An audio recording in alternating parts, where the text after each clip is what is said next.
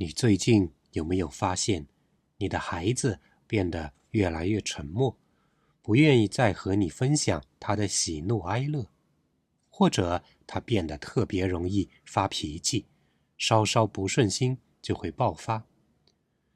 你是不是试着问他怎么了，但换来的却是冷漠、沉默，或者是一句“我没事”，然后迅速地躲进自己的房间？也许你会开始怀疑他是不是有心理问题，可你又不确定，究竟这是普通的情绪波动，还是需要真正的心理帮助？很多家长以为孩子开朗爱笑，就说明他没有心理问题，而沉默寡言就代表他一定有心理困扰。但事实并不是这么简单，心理问题的信号并不总是像我们想象的那样明显。有时候最爱开玩笑的孩子，内心可能正经历着巨大的痛苦，而那些偶尔沉思的孩子，可能只是天生内向，并没有什么心理困扰。那么，你知不知道要如何真正判断孩子的心理状态？如果他真的需要帮助，我们又该怎么做呢？孩子的情绪波动是正常的，尤其是在青春期，他们可能因为一次考试、一次争吵，甚至只是因为今天没有吃到喜欢的零食而情绪低落。但如果出现以下的情况，可能就需要特别关注了。第一，情绪持续低落或者极端变化。如果孩子连续2周甚至更长时间都显得沮丧、易怒，或者对原本感兴趣的事情失去了所有的兴趣，这就有可能不仅仅是心情不好，而是潜在的心理问题。第二，社交关系的明显变化。如果孩子突然不愿意和朋友联系，变得孤立，或者社交圈发生了极端变化，比如突然去亲近了一群风险比较高的朋友，这些都可能是孩子在寻求某种心理上的补偿。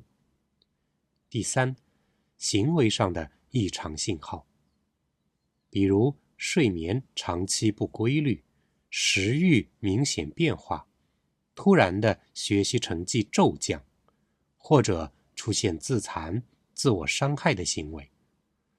任何涉及自我伤害的行为，哪怕只是轻微的，都需要引起高度重视。如果你观察到这些信号，不要恐慌，但也不能疏忽。关键是孩子需要的不是指责，而是支持。当孩子的情况让你感到担忧时，寻找专业支持是非常必要的。但很多家长在面对心理咨询师时，会有2个误区。误区1，我带孩子来就是让你治好他。但心理咨询并不是修掉坏掉的机器，而是帮助孩子理解和调节自己的情绪。家长的配合往往比单纯把孩子送去咨询更重要。误区2，孩子的问题是因为学校或者外界环境不好。当然，环境会影响孩子，但真正的心理支持是让孩子学会在各种环境中找到应对的方法，而不是单纯的换一个环境。你可以这样做，试着和学校沟通，但不要让孩子感到被密切监视。如果孩子的心理状态影响到了学业或是社交，可以和老师保持联系，但不要过度介入，让孩子觉得自己是个问题儿童。如果孩子开始接受心理咨询，家长的态度至关重要，要表达支持而不是怀疑。可以简单地告诉孩子，去找一下心理咨询师，就像你感冒了要看医生一样，没什么大不了的。另外，更重要的是，你一定需要知道，真正有效的心理支持不只是发生在心理咨询室里，而是每一天的家庭氛围。如果孩子总是对你有所隐瞒，那他可能觉得即使说了，你也不会理解，甚至还会批评他。那么你知不知道要怎样才能让孩子愿意倾诉呢？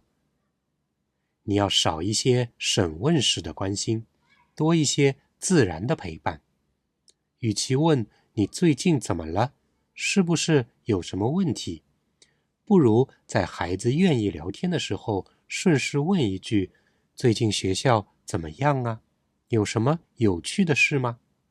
让孩子觉得他的感受是被接纳的，而不是被调查。而接纳孩子的情绪，并不意味着你要着急着纠正他的想法。如果孩子说，我觉得自己特别的差，你的第一反应可能是，不会啊，你很棒啊。但这种回答反而会让孩子觉得你根本不理解我。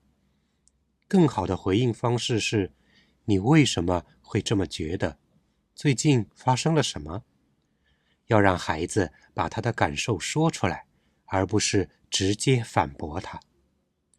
要让孩子知道他的情绪在家里是被允许的，无论是开心、愤怒、失望还是焦虑，都是正常的。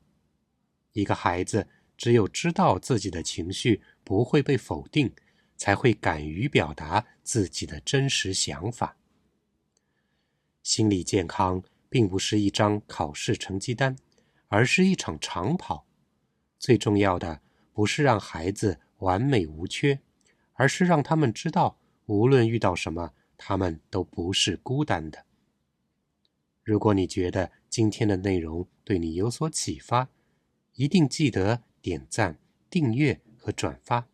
我们下次再见。